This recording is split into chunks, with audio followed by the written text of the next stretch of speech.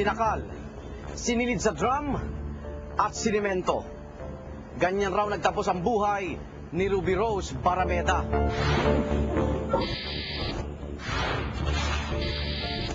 Pagkatapos ng 2 taon, nakita ang isang steel case at drum na umano'y pinagsidlan sa kanya sa May Navota Spaceport. Ano ang dahilan sa likod ng pagpatay kay Ruby Rose? Magandang gabi mga igan, ako naman Arnold Glavio.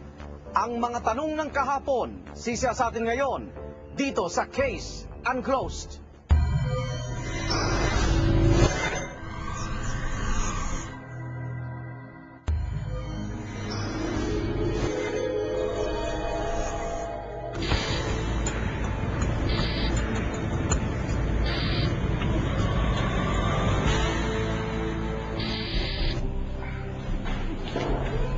Gabi ng March 14, 2007, sa loob na di umano ng isang warehouse sa Navotas.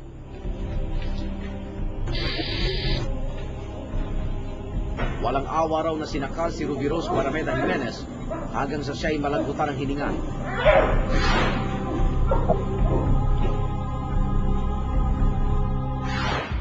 Saka raw siya inilagay ng mga salarin sa isang drum.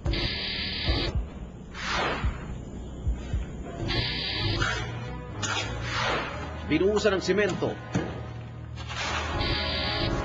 at sinilid sa steel case. Ganito pinapos ang kanyang buhay ayon kay Manuel Montero na umaming sangkot sa pagpatay kay Ruby Rose. Simple, masayahin at maalalahanin si Ruby Rose.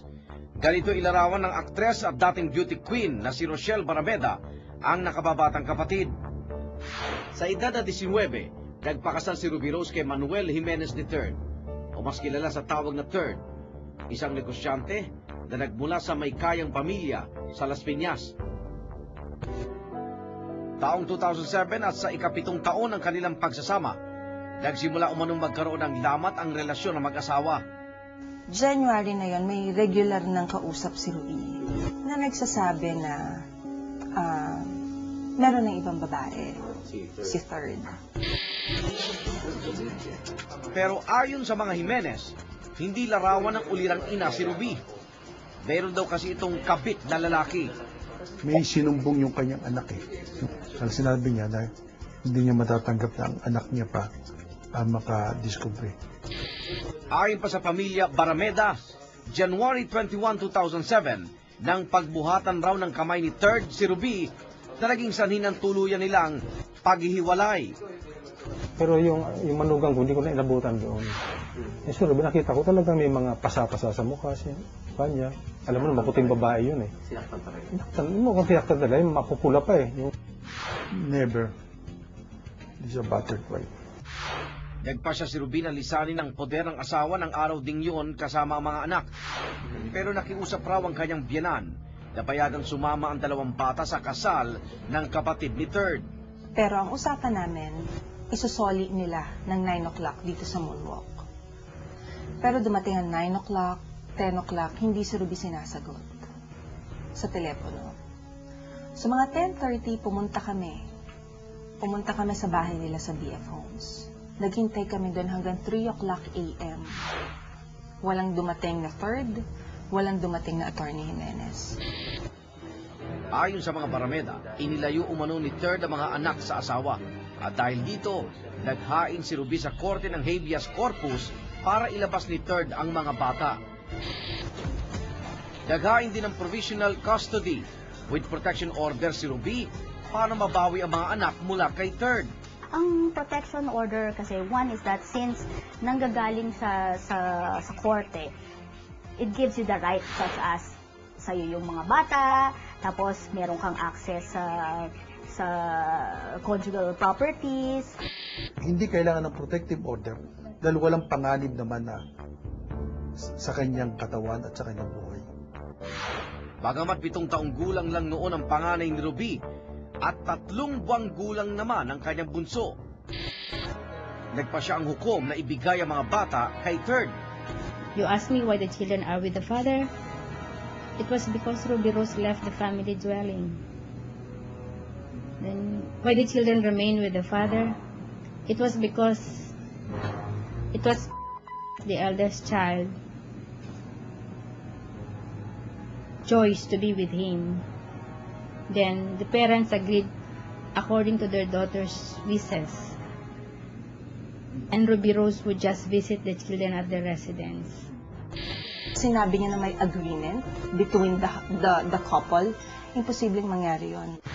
Batay sa nakasaad sa Section 213 ng Family Code na walang sinumang bata na may edad 7 taon pababa ang dapat mahiwalay sa kanyang ina, maliban na lang kung may makitang matinding rason ang korte. Dagdag tago kay Ruby ng ibasura ng korte ang hiningi niyang temporary protection order. Malaking bagay yun.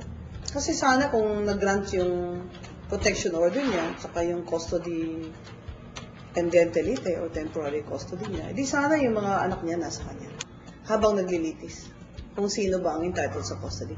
Edi sana hindi na siya umalis ng bahay, di ba? Hindi na siya pumupunta doon. So nabibisita ni Ruby yung kanyang anak, mga anak niya sa bahay, nabibisita sa school yung panganay. At walang insidente ron na pinagtangkahan siya saktan o anuman gawin niya, walang insidenteng ganun. Kaya yun ang naging basihan para i-dismiss yung kanyang kaso for protective order. Nag-araw din yun, umalis ng bahay si Ruby para pumunta sa bangko at para dalawin ang mga anak sa BF Homes, Las Piñas. Mga 4 o'clock na, may tumawag sa akin na kaibigan niya. Sabi niya, Shell, nasan ba si Ruby? Kasi lahat ng telepono niya naka-off. Sabi ko, posibleng mangyari yun na naka-off. 3 telepono naka-off. Ilang beses daw tumawag si Rochelle sa bahay ni na Third para itanong kung nagpunta roon ang kapatid. Ngunit wala rong Ruby na dumating doon. Pagsapit ng dilim, nagpasya na si Rochelle na i-report sa polis ang pagkawala ng kapatid at ng kanyang sasakyan. So, nagtatapos kami ng paghahanap mga 3-4 o'clock in the morning. Punta ako ng ospital, pumunta ako sa Alabang, yung mga madidilim na iskinita doon. Sa pudong ito, kinutuban na umano ang pamilya Barameda na may kinalaman ang di pagkakaunawaan ni Ruby at ng kanyang asawa sa biglaan nitong pagkawala. Dahil ilang beses kami lumapit sa kanila nung nawawala pa lang si Ruby, pero hindi nila kami pinakinggan. Gusto nila abogado sa abogado. Ang totoo, tumulong din ng mga Jimenez na hanapin siya. Sa Las Piñas, binomonitor nila.